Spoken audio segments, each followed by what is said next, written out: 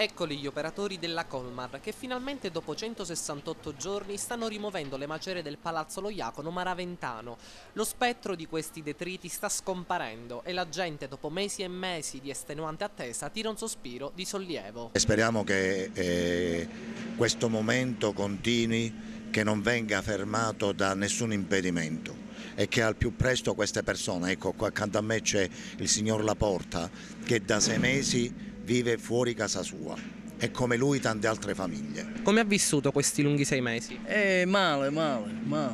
Sono all'albergo, però mi sono trovato male. Presente alla consegna ufficiale dei lavori il primo cittadino di Agrigento, Marco Zambuto. È un momento importante che dimostra come nella legalità le cose si possono risolvere. Purtroppo c'è stato un tempo che hanno dovuto pagare gli abitanti che purtroppo sono stati allontanati dalle proprie abitazioni, ma con tutte le difficoltà oggi portiamo in via di soluzione questa emergenza.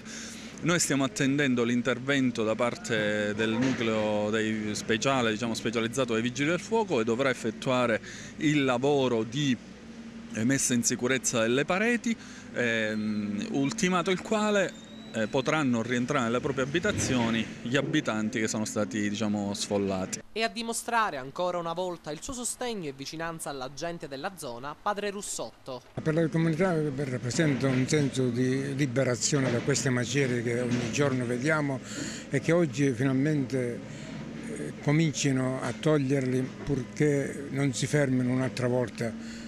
Perché se vanno avanti così come stanno iniziando, allora abbiamo grande speranza di poter vedere un po' di luce. E a proposito del cuore antico della città, nell'ex collegio dei Filippini si è svolta la conferenza stampa dell'iniziativa Obiettivo Centro Storico, organizzata da Giovanni Parisi, al quale ha presenziato anche il primo cittadino.